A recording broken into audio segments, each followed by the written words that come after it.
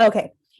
So the first thing is that I want to make sure everybody knows, and I'll probably send out an email as well, reminding everybody that I do accept late work, and the Global Lyceum activities are open. I've gone in and opened all of them except the extra credit one, the one about mass incarceration in week 12 or 11 was extra credit, and that's closed. You snoozed, you lose. You either did it or you didn't do it. But I am going in and catching up on late assignments, and then as soon as I graded on Global Lyceum, I immediately transfer it that grade into Canvas so that everything is up to date there. I still have a few activities I need to transfer to Canvas, so watch for that in your grade books. There is one, let me share my screen so I can show you that there is one Global Lyceum activity for the week.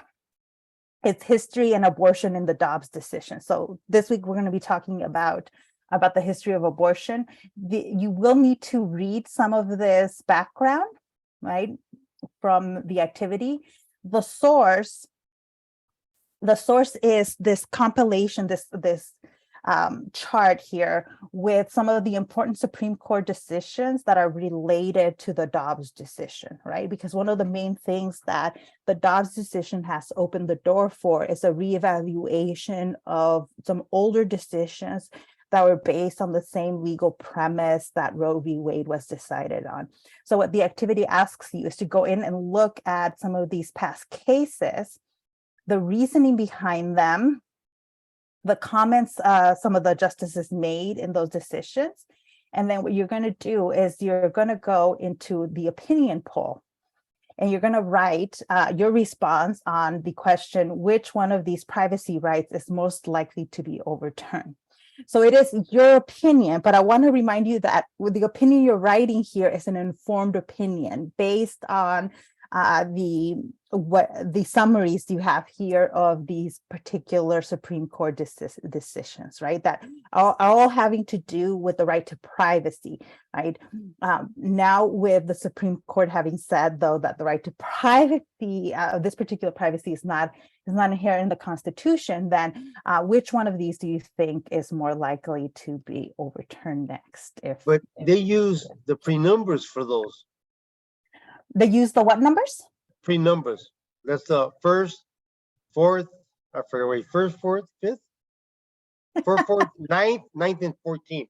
Amendments to use for the privacy. That's what they call pre-numbers. Okay. Well, those of you who are legal experts know more about this, so you can give me. You probably don't need to even read this because you've been studying some of these cases. Well, I just did the Grimm's Wall last week.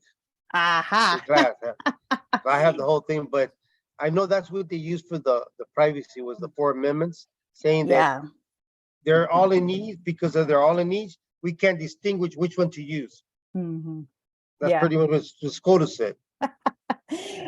So very interesting. So I'll be very interesting then to hear your opinion, or to read your opinion on this one, Robert. For the rest of the class, you don't need to be an expert. You can just base it on what's in the summaries here, right? For that, though, we need to kind of dig into a little bit more into some of this history, right? So that's what we'll be doing this week. This is all, though, or some of the, most of what we'll be talking about in the next few weeks, because we are at the end of the semester, is going to be in preparation for your final paper.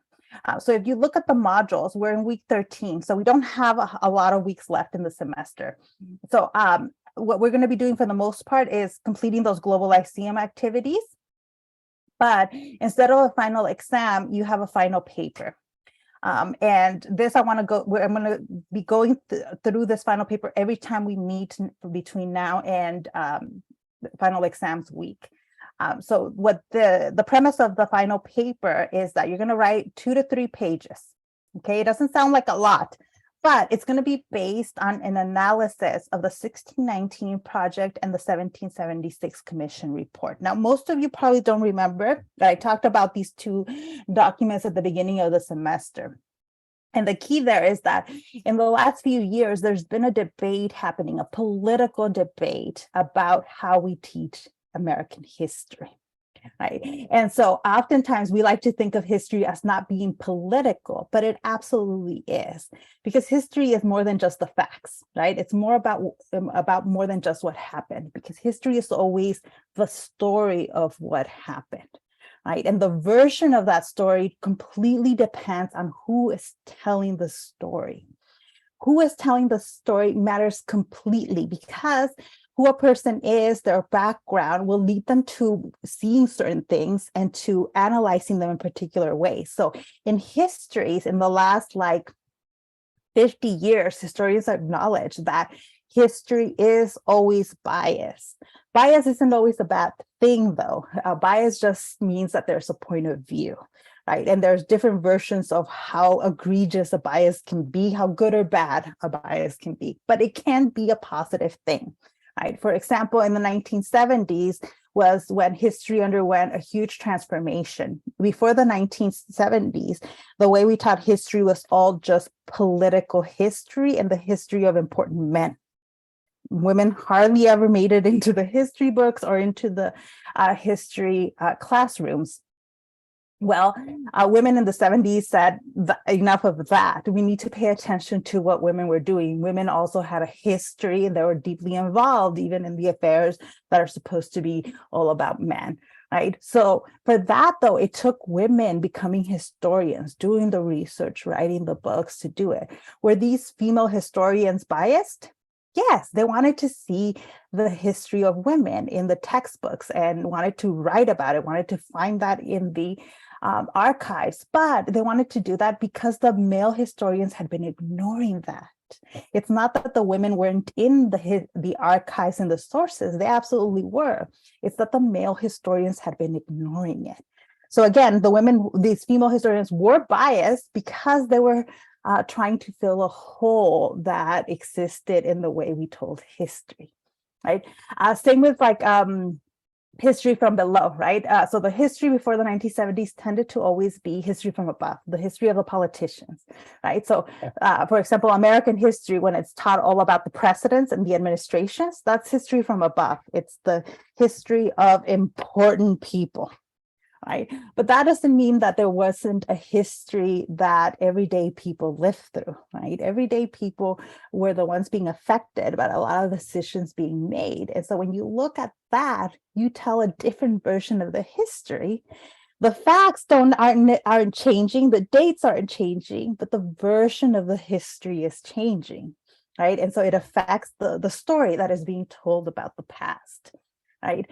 So all that to say that these two documents, the 1619 Project and the 1776 Commission, want to establish a different version of the history. Right. They're both responding to changes in the way we tell history. Right. So I want to talk a little bit about each one. So the 1619 Project came out a few years ago in 2019. And the main goal of the 1619 Project was to focus on the history of racism and race in the United States, right? So I'm pulling up the document. It was published in the New York Times. And at the time, in order to get it, you had to buy the physical newspaper. At the time, if you wanted the online version, you had to pay for it. These days, you can find it other ways, which is what I have linked. So in the prompt for the final paper, I linked this document. But because it was meant to be for a newspaper, it was printed in the newspaper, you'll notice that it has weird, as you scroll through the different pages, it'll have advertisements and these weird headlines that are not very readable. So I'm going to guide you a little bit through some of this document to show you where the important stuff you're going to need is located. Right. But right in the beginning, I think it's always useful to take a look at any document's introduction, right? So because in the introduction, the document is telling you exactly what the goal is, right? So I'm going to read you just the first few sentences of the 1619 Project. The 1619 Project reads, "It is not a year," so 1619, right? "It is not a year that most Americans know as a notable date in our country's history. Those who do are at most a tiny fraction of those who can tell you that 1776 is the year of our nation's birth. What if, however, we were to tell you that this fact, which is taught in our schools and unanimously celebrated every 4th of July, is wrong, and that the country's true birth date, the moment that its defining contradictions first came into the world, was in late August 1619? Though the exact date has been lost to history, it has come to be observed on August 20th. That was when a ship arrived at Point Comfort in the British colony of Virginia, bearing a cargo of 20 to 30 enslaved Africans. Their arrival inaugurated a barbaric system of chattel slavery that would last for the next 250 years. So that right away tells you, right, that the goal of the 1619 Project is to focus on slavery and that particular issue within a system of racism in the United States, right? Now, when the 1619 Project first came out, there was a lot of reactions. There's actually a lot of historians that contributed to the 1619 Project. If you read through it, you'll see some of that, but they also had artists, poets contribute to it. Like there are songs and their poems written by American poets in this document. Initially, too, there was a lot of positive response to it, and teachers began using the 1619 Project in their classrooms to help teach history. Now, I have to tell you, this idea of 1619 as the key year in American history is not new. Like the 1619 Project didn't like uncover something new.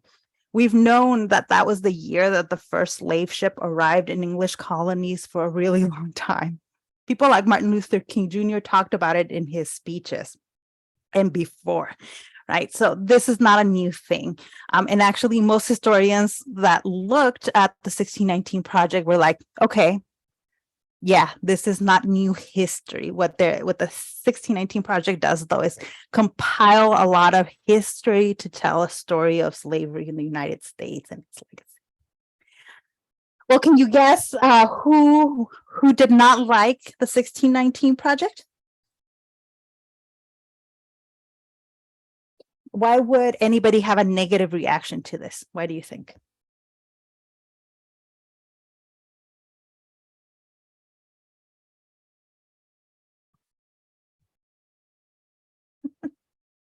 Maybe because you're altering the history in schools. Well, some people felt like they were altering the history. In reality, there's no altering. Like here, most everything that's in the 1619 Project is very accurate because they consulted with historians. Historians worked on this. There were minor inaccuracies that the 1619 Project later fixed, but in the original document, there's a few things here and there that were a bit inaccurate, but mostly it's completely accurate. But oh, Alexandra, so this is a good critique. So some historians did have legitimate critiques, like the 1619 Project does focus on the English colonies and in the introduction of slavery into the English colonies. It completely ignores the French colonies. It completely ignores the Spanish colonies. That's why it's ignoring Florida and so the cities there. Yes. So that is one of a critique historians have had of it. It also ignores the history of Native Americans. So it's not a perfect document, absolutely. And most historians will, like, this has been acknowledged, like it's a very focused kind of document. Yeah. But people, yeah, Clinton, a lot of white supremacists. A lot of conservatives didn't like this version because they felt like it is arguing that the founding fathers were racist enslavers. That they were not heroes, that they were racist and that they enslaved Black people. Well, that is also true. That is not something that's new in history.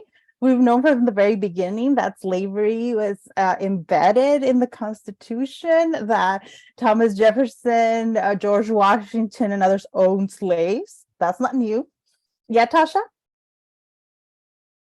I was wondering why they're so critical about this being a perfect document when the freaking history books are definitely not perfect documents, and they've been teaching this for years and years and years and years. So That's what's the big deal? You know, a lot of history is imperfect, but they don't care about that. They just smooth that along. The single story of history is totally inaccurate. that can be your thesis statement for your final paper, Tasha. Yeah, and that's the thing that a lot of us historians said. We're like, okay, there are problems and limits to the 1619 project, but that happens in every single work of history because you can't cover everything in one book, certainly not in one project published at the New York Times, right? Oh, Catherine, I see your message. So we're talking about the final paper, but there was a reaction. So during the Trump administration, President Trump commissioned he put together a committee to counteract the 1619 project, right? To come up with essentially a rebuttal to the 1619 project. So he put this commission together. Now they've been meeting and doing their work for a few months, but it is clear that at the end, once it was clear that Trump had not been reelected as president, the 1776 commission put together a report. Now, clearly the report is extremely rushed. Okay, like when you look at it, it is just not as polished and just not as well done as the 1619 project. The 1619 project clearly, like, they took their time to create a detailed document. The 1776 report then was supposed to be the conservative response to the 1619 project, right? So it's very much then from that conservative perspective. It's going to say, hey, 1619 project, you are wrong. The history of the United States is a heroic, positive history, right? So they put together this report. It's pretty short, especially in comparison to the 1619 project. You'll notice here, well, 45 pages, but if you look at the 1619 project in PDF, it is 100 pages. So it is vastly smaller. It covers a lot less. But what I want you to do for the final paper is to compare the 1619 projects and the 1776 report on how they handle one topic, right? That's what the prompt asks. It says, pick one topic that is covered, and then you're going to compare it on how it's covered by the 1619 project and the 1776 report. Now, picking this topic is important because the 1776 report, for example, covers a lot less. It just covers a lot less. But one of the things you can do is talk about the things that are left out of the 1776 report.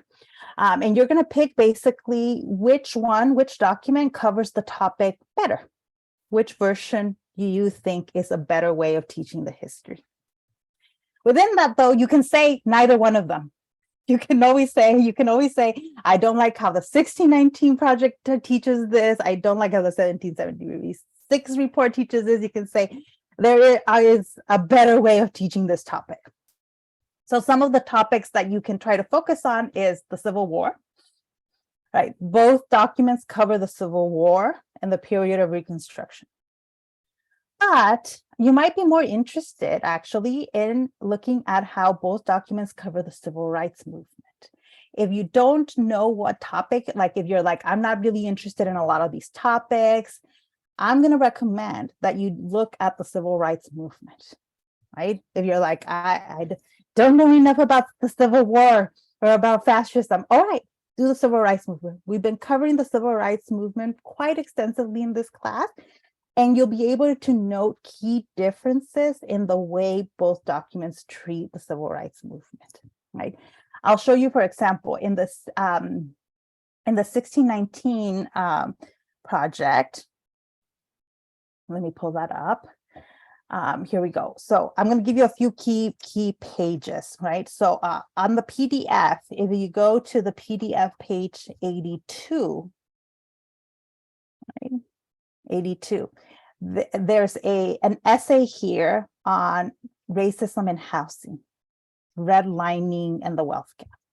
We talked about this, so you can go back I look at our discussion of racism in housing, and then read the essay in the 1619 report. It's this one page. I think it goes into the next one. Nope, it's this one page. Talks about racism in housing and redlining. Right? The Black Panthers, on page 79 of the PDF, there's a little bit on the Black Panthers, including a small kind of response. And like, it's not quite a poem, but it's like an excerpt from a writing on the Black Panthers. And on page 78, there's a discussion of the KKK and violence against Black people in the American South. Right. And it's these two kind of poems. Right. So if you wanted to look at, these are all civil rights topics, right?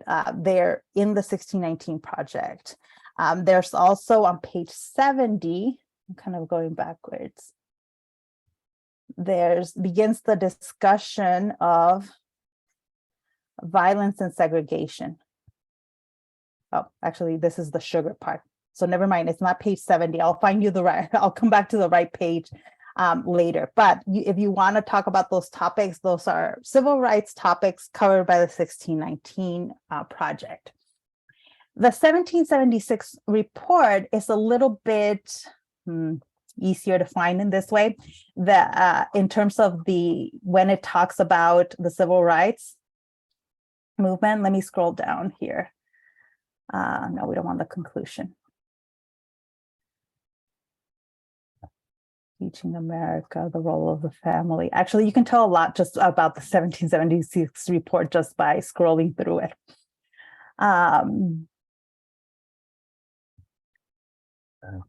Here it is. No, not communism. Here we go. Racism and identity politics. This is how they label their section on the civil rights movement, right? And you can just read through it here really quick. I'm going to ignore this one and I'm going to read you a few sentences from this. It says, despite the determined efforts of the post-war Reconstruction Congress to establish civil equality for free slaves, the post-bellum South, so after the Civil War South, ended up devolving into a system that was hardly any better than slavery. The system enmeshed freedmen in relationships of extreme dependency and used poll taxes, literacy tests, and violence of vigilante groups like the Ku Klux Klan to prevent them from exercising their civil rights, particularly the right to vote. Jim Crow laws enforced the strict segregation of the races and gave legal standing in some states to a pervasive subordination of Blacks. Now, notice a lot of the things here, they're not wrong, right? Both in the 1619 project and in the 1776 report, you're not going to find things that are necessarily wrong. What you're analyzing is the perspective they give you, right?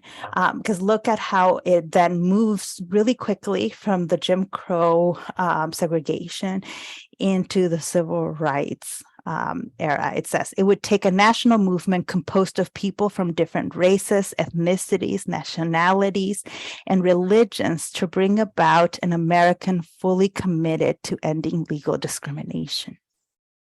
If you read further, you're going to notice that it's moving really quickly on from the negative aspects of American history, right? Like all the segregation stuff. It puts in just one paragraph, very quickly moves on to talking about what the civil rights movement did right.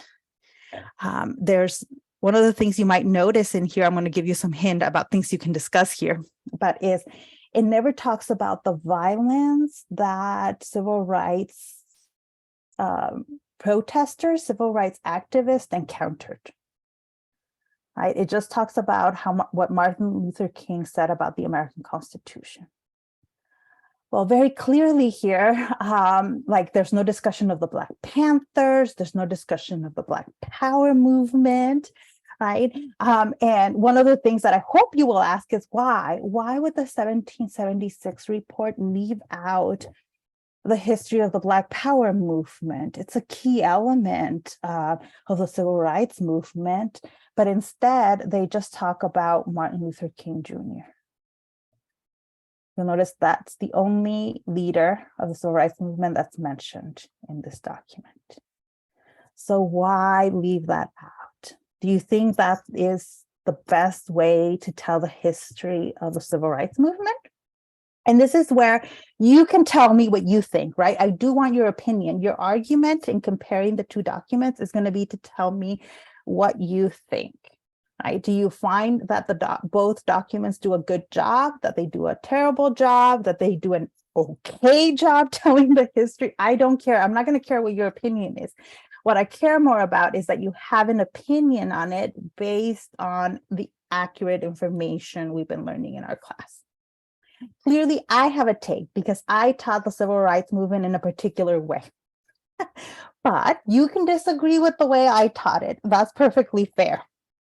So I want to make sure you all know that you will not be graded on what your opinion is, but on how you present your argument and the evidence you use to tell your argument. So that's what you have to do, right? Basically compare and contrast how both documents talk about one topic. For example, the civil rights movement. And you don't have to read the entire documents, right? Because when you look at the 1619 project is really long, and it's actually kind of hard to read because of the way it was laid out in newspaper format. In a PDF, sometimes it's hard to tell when you're transitioning from one topic to the next.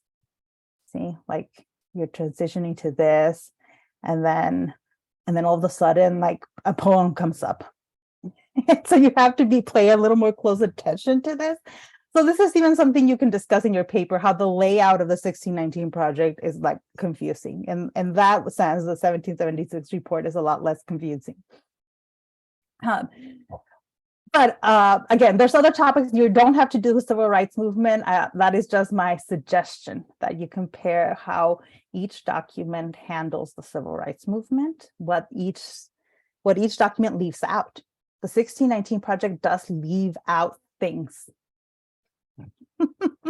So you can discuss what each document leaves out and how you think would be a better way of teaching this history.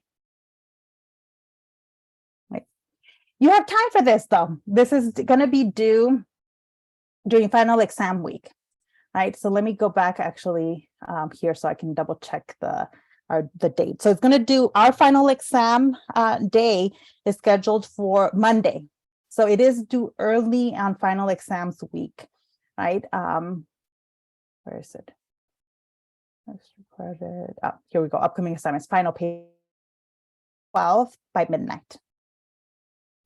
So it's Monday of final exam weeks. And that's why I'm going to be spending every time we meet talking about this document.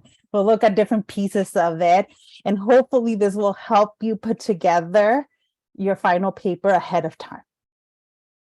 It doesn't have to be done ahead of time, but I'm making it available so you can work on it ahead of time. So right now, what questions might you have right now?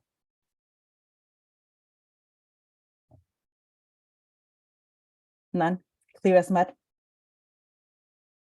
Okay, because it's not due right away, and we haven't even had our Thanksgiving or fall break.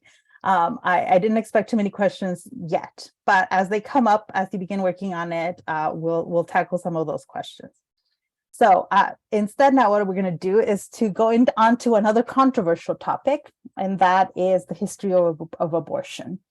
Every time I tell a class that we're going to be discussing the history of abortion, I sense panic among some people and people feeling uncomfortable with the topic. And what I will always tell every class I talk about the topic with is that the goal is not to have you form an opinion on the legality of abortion. Most of you probably already have an opinion.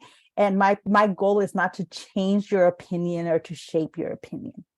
My goal today is to establish that there's a history of abortion, that it's not just a political or a legal topic, that there is a history.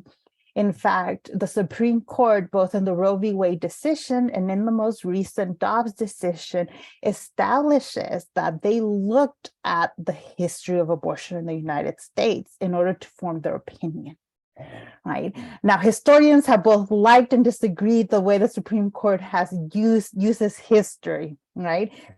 So again, the goal here is just to establish that there is a history, a really long history to this topic. We can go back and look at hunter-gatherers for evidence of people ending pregnancies.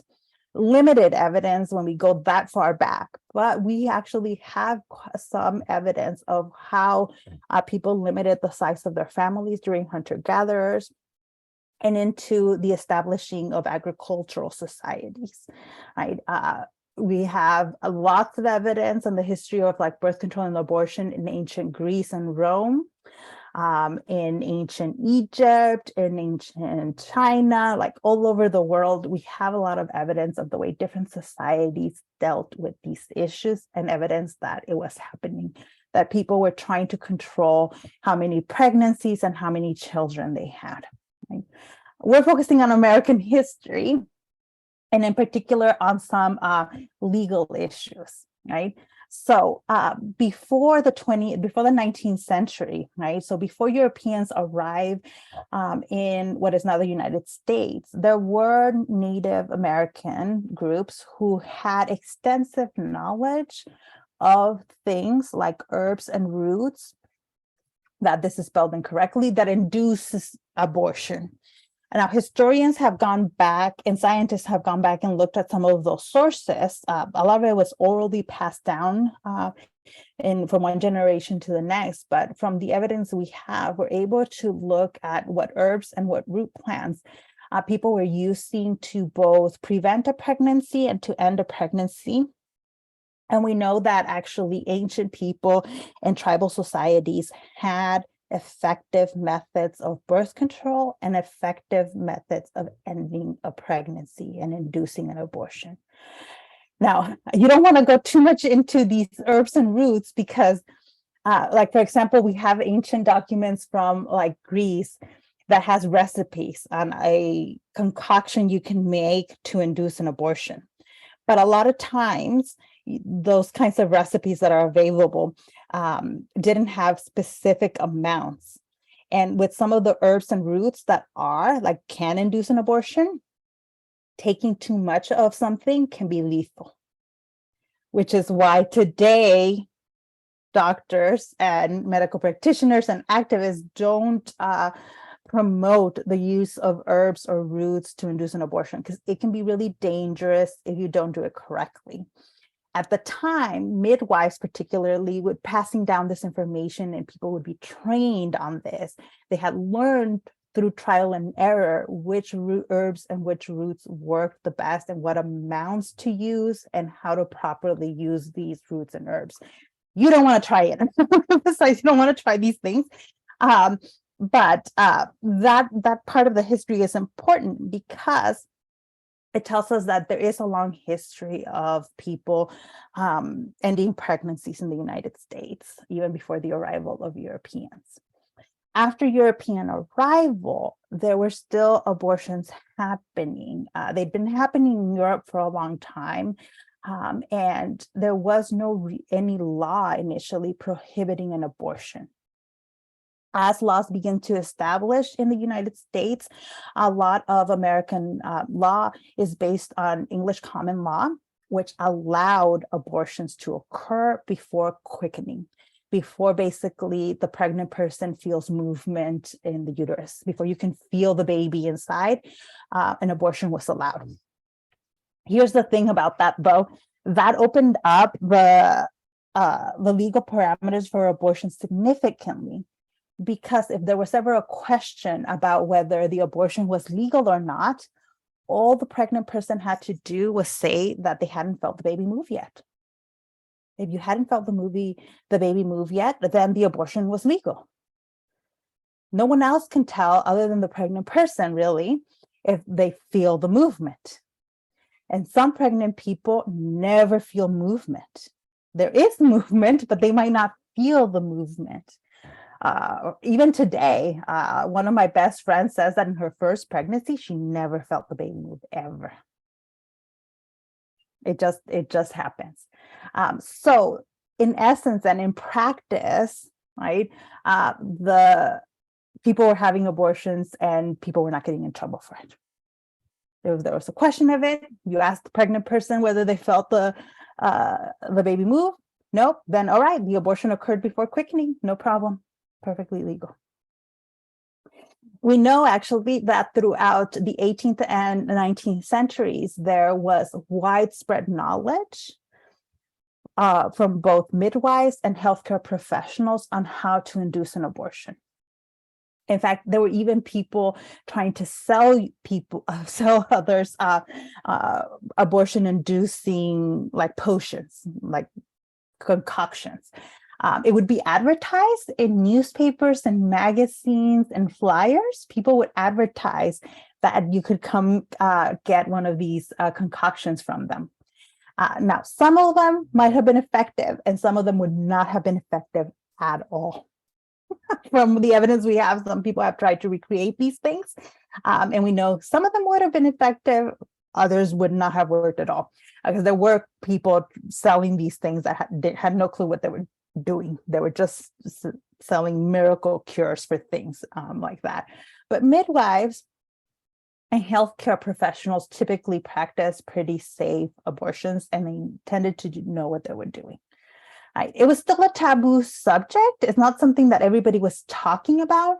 So, for example, when historians look at the evidence of, the knowledge of abortions, when they see these flyers in newspapers and magazines, nobody used the word abortion.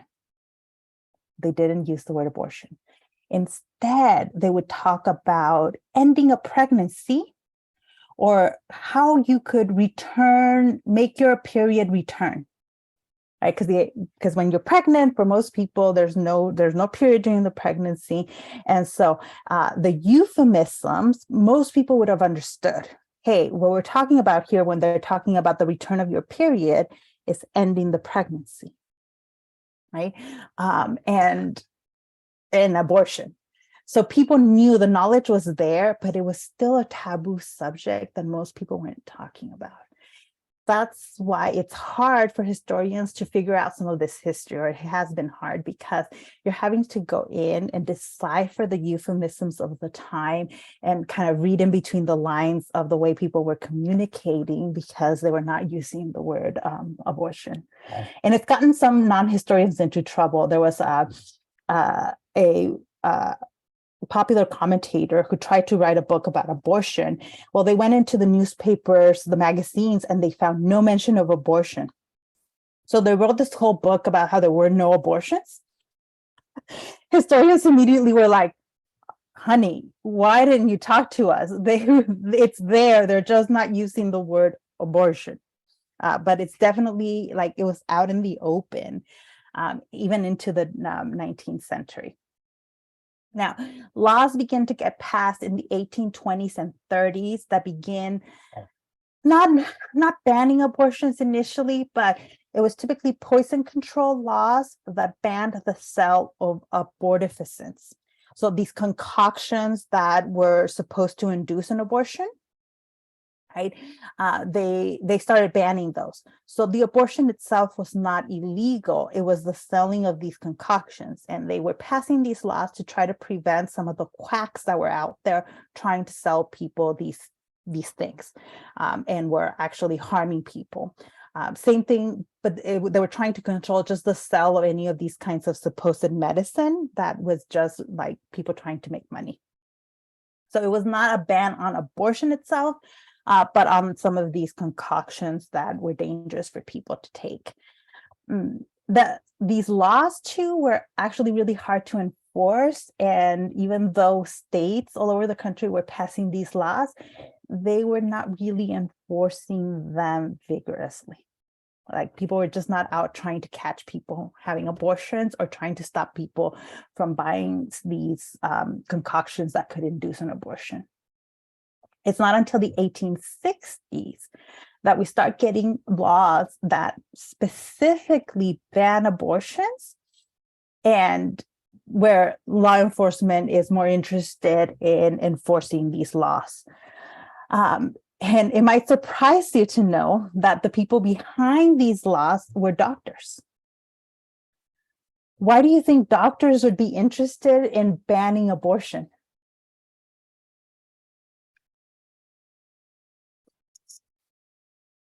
Any ideas? For some reason, I think it's something to do with them not being able to get the money. They wanna control the scenario, get the money themselves. It was all about control of it. The problem they saw, so in the 1860s, so around halfway through the 19th century, doctors become very interested in controlling who can practice medicine.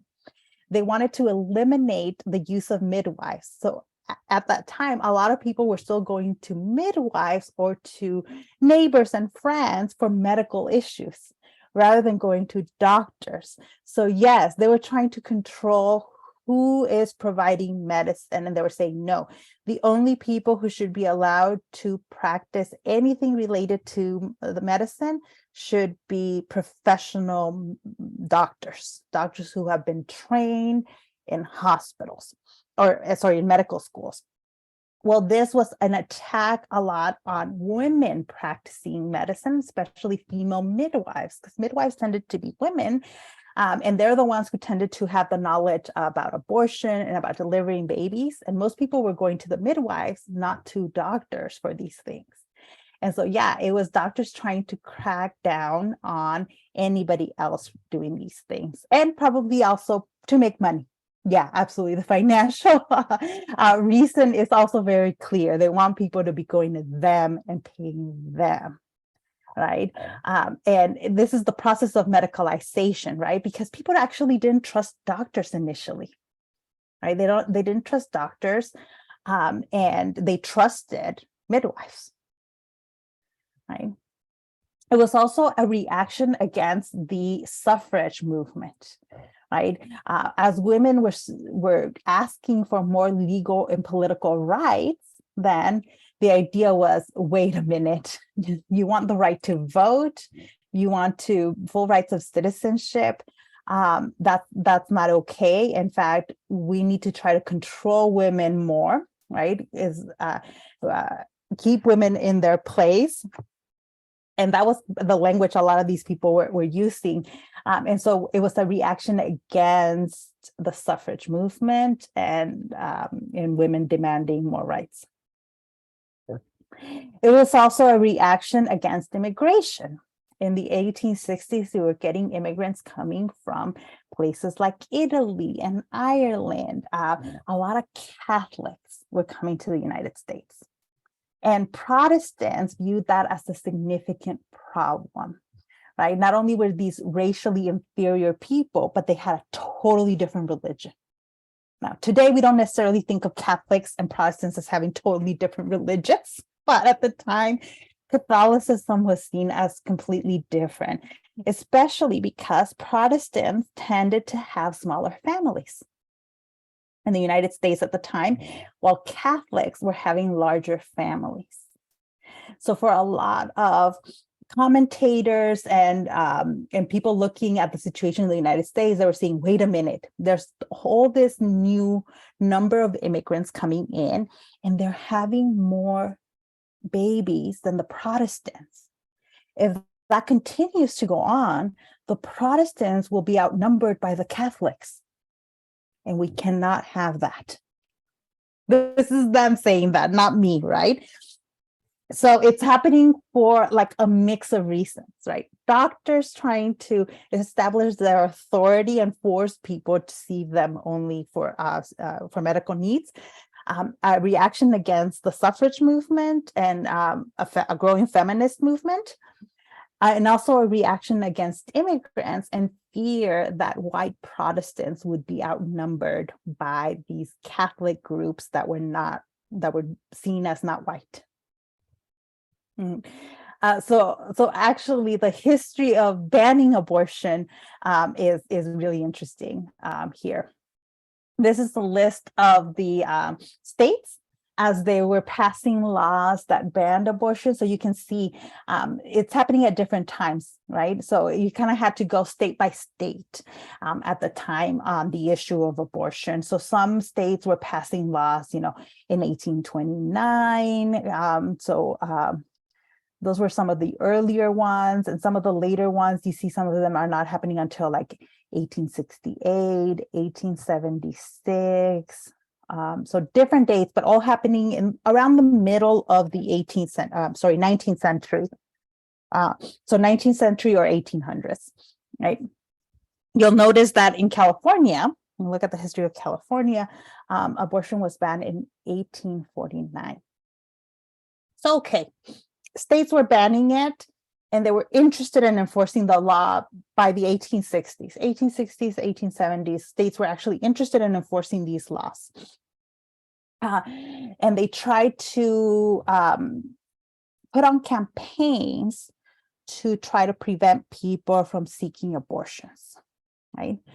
Part of the problem, though, with enforcing any law on abortion is, how do you know an abortion has occurred? Really difficult for law enforcement, for authorities to know when an abortion has occurred, especially if it has been successful. When a safe abortion occurs, people don't know about it. How would you know? How would the cops know? They have no clue if it's been a safe, successful abortion. When we see evidence of abortions, it's often in courtrooms and in arrest records, and it's always stories of illegal abortions that are happening unsafely. Typically, what was happening was complication with the abortion. So if the pregnant person has the abortion and then hemorrhaging occurs, so they're bleeding too much, then they need to go into a doctor or a medical professional for care. And then the doctor or the nurse, someone at the facility, turns them into the police. In some places that was happening. In some places, the doctors, the nurses, medical professionals would not turn in the pregnant person. They would just help with the hemorrhaging. And then that was that. But in some places, depending on the nurse and the doctors, they could turn in someone for a suspected abortion. That is even tricky, though, because abortions are hard to distinguish from miscarriages. Miscarriages and abortions look identical. So prosecuting someone for the crime of an abortion was actually quite difficult, even when they were being turned into the cops, because you had to prove that it wasn't a miscarriage. You had to prove that it was an intentional abortion. Well, proving that's very difficult in a courtroom and at the time. Usually you had to have somebody come in and say that this was a pregnant person and they were trying to end the pregnancy. The other stories of illegal abortions were, so sometimes when there was hemorrhaging and also a kind of incomplete abortion. So sometimes pregnant people would go to kind of quacks, people who didn't know what they were doing. And to have an incomplete abortion is really dangerous, because once a miscarriage and abortion has occurred, all of the fetal tissue, all of the tissue in the uterus has to be removed. Otherwise, you risk an infection and further harm to the pregnant person. And sometimes these failed abortions would occur, and then the woman would be afraid to go to the doctor for it, afraid that she could be prosecuted for an abortion. And the longer the person delayed going to the doctor, the more the chances were of an infection progressing so far that the doctors couldn't do anything about it. So those were often the cases we see in the historical record, are these kinds of hemorrhaging that occurs, or a partial abortion that leads to a death, and then the cops investigate, then the law gets involved. So these stories were often publicized in newspapers, by the media. They were telling these really graphic stories of failed abortions to try to discourage people from seeking an abortion. Like, be careful, don't even try an abortion, because you might end up dying of one. Right. And that can be effective. It turns out it really wasn't, because people that seek abortions typically do it because like they're desperate, like they want to end the pregnancy. It's not people on the fence. Usually by the time somebody's going out to seek an abortion, like their mind has been made up. And so they're going to go to someone, even if it's like not very reputable person they're going to for an abortion, or it's a self-managed abortion, or an abortion they perform themselves. So like these stories were often publicized. There were some cases that were really big at the time in the 20th century, right? Coat hanger abortions, yeah, things like that, where incredibly unsafe. I'll get to that in a second, but yeah, when the women were doing them on their own, usually, well, we don't know the exact numbers, but we think most abortions were actually happening pretty safely and successfully, and we're just not hearing them. Where instead we were hearing the dramatic cases. Like in 1923, a boy in Boston discovered a suitcase floating on the river. Now, this was during Prohibition. So the boy thought that he just found a suitcase full of alcohol. He thought he was, got lucky, found a bunch of alcohol. So he fishes the suitcase out of the river. When he opens the suitcase, what they find is a young woman's mutilated corpse. Like a young woman was cut up into pieces, put into the suitcase. When the coroner did the autopsy, what they found was that the woman had been pregnant and that a partial abortion had occurred. And the story that the media published was that the woman had probably gone to some quack for an abortion. The abortion had failed. It had only been a partial abortion.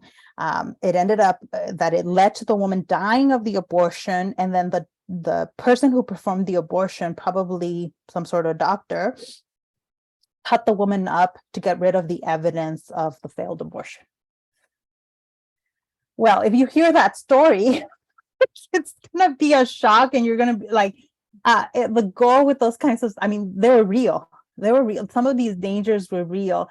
But also they're a bit exaggerated by the media. Like these kinds of extreme cases were pretty rare, not happening all the time. But those were the cases that were making it into like the media and that people were hearing about. Interesting though, in cases where there was a prosecution. So in cases where the woman died, there was very rarely a prosecution, right? Unless they could trace where the person got the abortion, right? So if they can find the person who performed the abortion, maybe there's a prosecution. Most often there was not a prosecution if the woman dies, the evidence was lost. When there was more likely to be a prosecution was if the pregnant person had hemorrhage after the abortion, gone to the doctor, she survives, and then she's going to get asked, okay, how did you get this? And maybe she's in trouble with the law. Well, it turns out that courts, judges, and juries did not like punishing women for the crime of an abortion. And you see this all over the world at the time.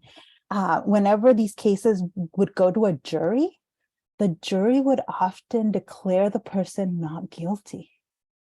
And judges, even when judges got the case, they were unlikely to punish the woman.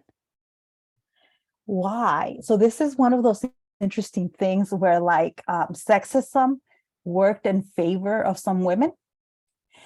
Courtrooms tended to see women who sought abortions as naive and brainwashed. They said, women don't know what they're doing. They've been sold something by a quack or by a bad doctor.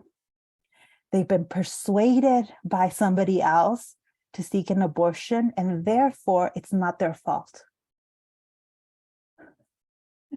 This is especially true for wealthy women. If you're a wealthy woman who could find a good lawyer, your lawyer could get you off out of a crime for the crime of abortion. All the lawyer had to do was argue that you didn't know what you were doing, And the courts bought that. They bought that women were too dumb to know what they were doing.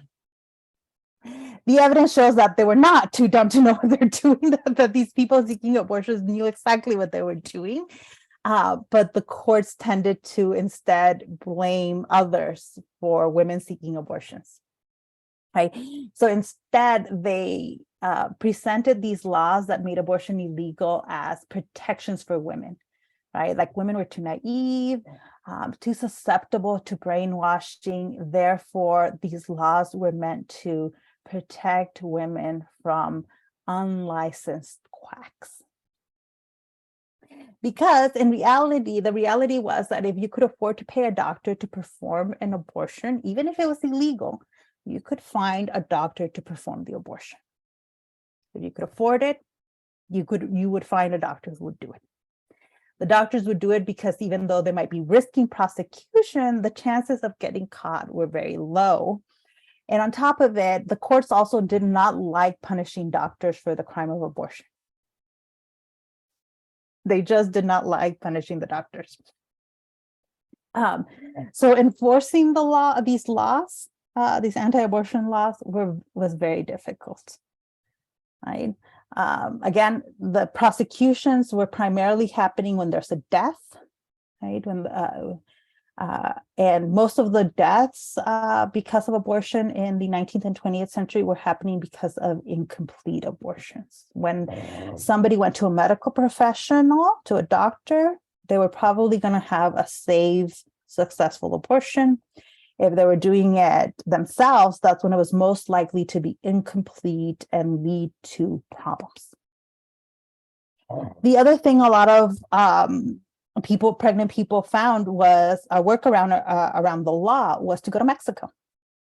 People along the border, so in California, in Texas, Arizona, Nevada, it was really common, especially for white women, to go to Mexico for an abortion. Now, initially, these abortions were illegal in Mexico.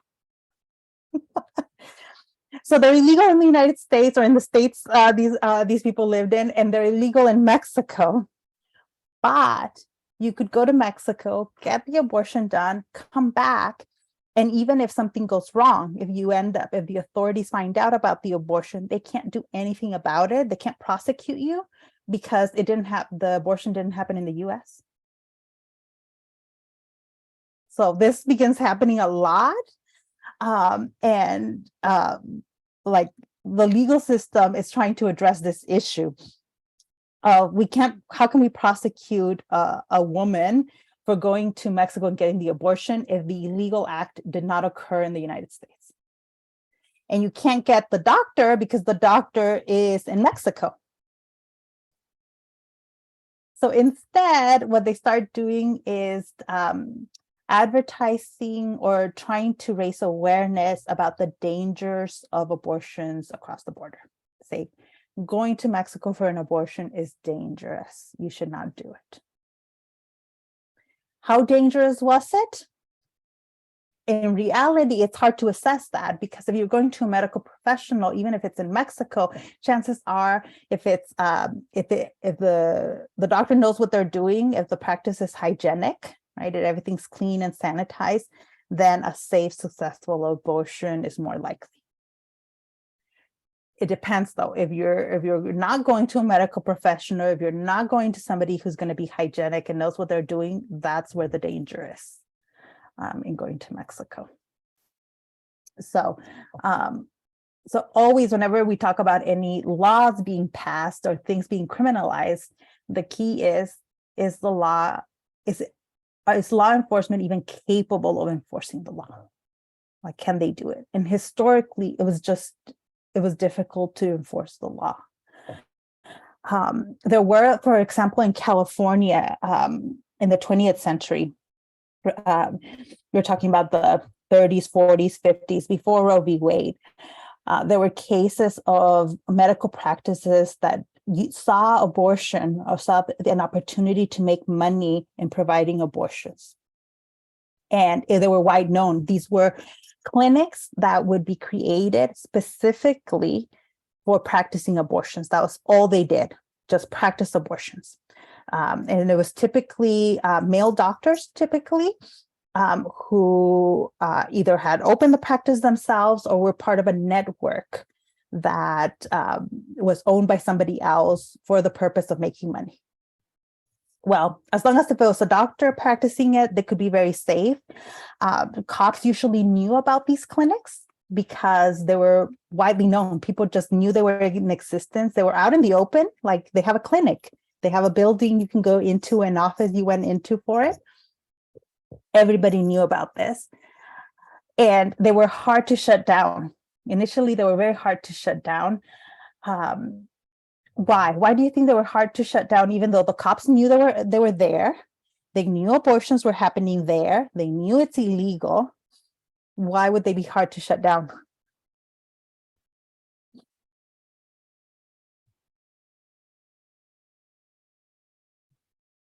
The answer might surprise you.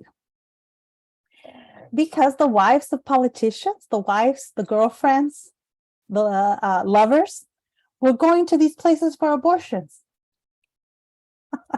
The cops, their wives, their daughters, their lovers were doing it. So when you have this connection, like you can't, if you're going to shut down and investigate a clinic, you're going to catch a lot of prominent, wealthy, well-known people.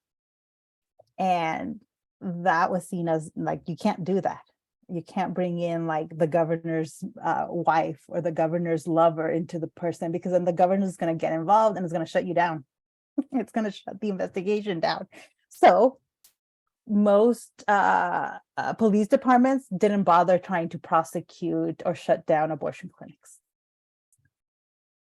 They just didn't. There was a time though, it ebbed and flowed. It depended on who's in charge. Some police departments, there were periods of time, like especially after there was a lot of publicity around a case or something, they would then go around and shut down the ones they knew of.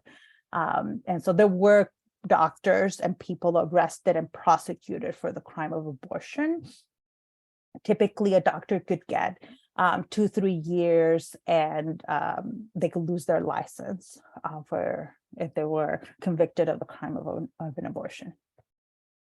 And for some doctors, it was the motivation was profit. You couldn't make a lot of money providing abortions. For other doctors, it was more of providing a service that was badly needed. But a lot of people were just doing it for profit. It's also really clear, even in the records that we do have, right? I said it's hard to get some of the records of the safe, successful abortions, but even when we have records of the unsafe, botched abortions, it's clear that there were so many myths around it, many myths that still exist today, right? So the idea in the public's imagination, the idea was that the person typically seeking an abortion was a single young woman who was seduced by some terrible man. And that's why she's getting an abortion, right? Because she's not married to the father of the baby, because the father of the baby is not going to marry her or support her, the baby, and therefore she needs an abortion. Well, it turns out that was the total myth. Though the cases that fit under that category were small in number. A majority of the people who sought abortions in the 20th century, and even today, the studies show that this is still true today, most people who seek abortions are married. Most of them are between the ages of 25 and 45, and most already had children.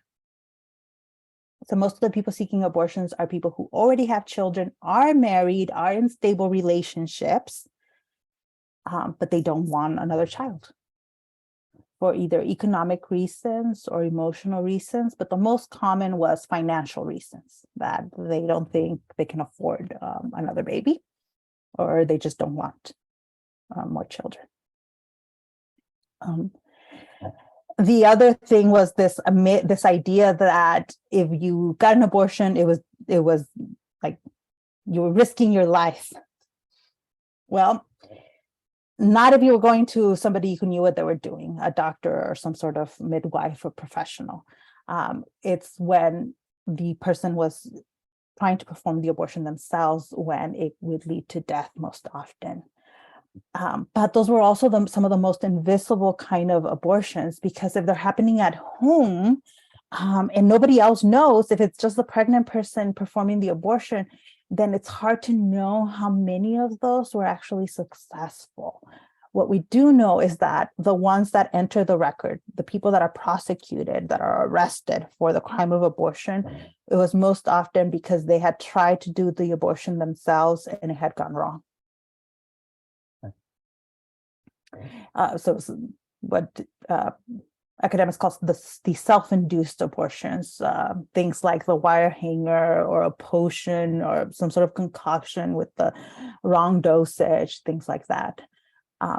Although I want to point out here that this term self-induced is not the same as self-managed. Self-managed abortions, you might see that term being used often these days, because most abortions today that occur are self-managed abortion, meaning they're induced by pills. It's Mife and Miso are the nicknames for mifepristone and misoprostol. So those are the most common form of abortions occur when you take a set of pills that induce an abortion. Yeah, so I'm like, today, self-managed abortions are extremely common and incredibly safe. So not to be confused with the self-induced. So getting to Roe v. Wade, right? So these abortions were still occurring. And so the case makes it all the way up to the Supreme Court. The case had several personal stories. One of the main stories, the Jane Roe of the Roe v. Wade case, it turns out was Norma McCorvey. She outs herself. She comes out and makes her story public after the Roe v. Wade decision. She was a pregnant woman in Texas who was seeking an abortion. She goes to a doctor and tries to see if she'll qualify for a legal abortion. She is told no. She is turned away. And actually, the case is decided too late to make a difference for her. She does end up carrying the pregnancy to term and gives the baby up for adoption. But she allows lawyers to use her case to challenge abortion law in Texas. So it's this abortion law in Texas that is being decided by the Supreme Court. And we know that the Supreme Court decides that there is an inherent right to an abortion. She is interesting, though.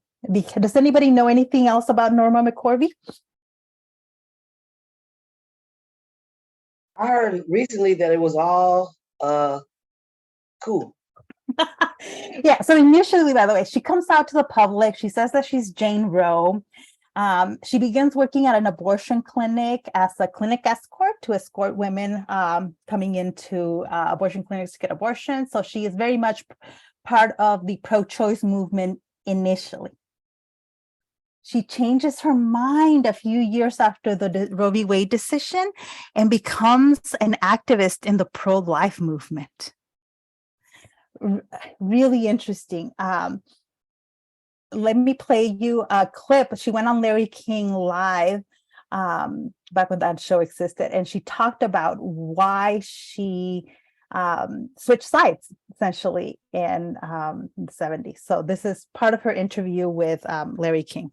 I want you to meet Jane Roe of the famed case Roe versus Wade. She is Norma McCorvey, and she's at our studios in New York. How, Norma, did you get to be Roe? Well, basically, Larry, I just went to, I found myself pregnant for the third time. I found out where an illegal abortion clinic was in Dallas. I went to it. It had been closed about a week before I had gotten there. I went away. Then I told the attorney who was handling the adoption case that I thought I wanted to have an abortion. Your baby was brought to term and adopted, right? Yes, sir, it was. So you never had an abortion? No, sir, I never have. And they then took you as their symbolic case to go to the court? Yes, sir. But I didn't attend any of the court hearings or testify or anything like that. Just knew you didn't want a baby? Yes. And why didn't you want a baby? Well, I already had 2 babies. You know, I just really didn't want to bring another child into this world. I knew I couldn't take care of it. And now your position is that it I'm- should go back to where it was? No Well- abortions?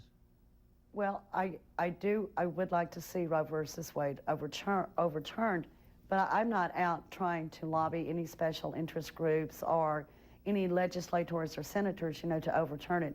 The Lord's called me to open a crisis pregnancy center, and that's what I would like to do. Why do you think, Norma, that a woman should not have the right that she now has? Why would you take that right away? You may think it is a sin, you may think it's wrong, they may even be sad, but don't they have the right to be sad? They do have the right to be sad if they choose to. You know, it's a very sad thing when a woman wakes up in the middle of the night and she calls a clinic and she says, I want the baby. But the woman who doesn't do that, does she have the right to have an abortion? I don't really feel like she really wants that abortion. I Right. think Then she, will you not, if let's say we overturn it, do you Okay. fear the return of that clinic that closed in Dallas, the illegal one? Won't they Yes. come back? I'm sure they will, Larry. I'm sure they Why will. would you want that? Well, I wouldn't want that. See, that's what I'm trying to say here is that, you know, there's no sense in putting yourself or a woman through that kind of circumstances because it's not really necessary. Okay, so that's what she says. She spent a long time as part of the pro-life movement. But she died recently. She died a couple of years ago, and there was a documentary that looked at her, that focuses on her story. I won't have time to play this, but towards the end of her life, she knew she was dying. She gives access to this documentary to film her, and she changes her mind again. And she says, no, I'm not pro-life. I am pro-choice. And it's clear that, like, she was trying to make money. That's why she switched sides. The pro-choice movement was not giving her, like, they were not giving her enough attention. They were not providing her money. And they were using her, right? They were using her as a symbol, as an icon, and she wasn't making money from it. So she changes sides. She talks about how the pro-life, there's a pro-life organization that gave her a salary just for going out and talking to the public and saying she was pro-life. And so in the documentary, she talks about the money she made doing that. And they actually interview people that were part of the pro-life movement at the time. And they say, yes, we paid her. They try to excuse it, saying that they were just helping her, that it was donations, things like that. But it's very clear that both sides tried to use her, right? Because she was the person behind that, the famous case. And at the end, the last dance, the last interview she gives, she says that it had all been a lie to make money. So I'll talk more about her because I think her life and her case is really interesting. But we'll come back to that. I wanna stop now and see if there's any questions.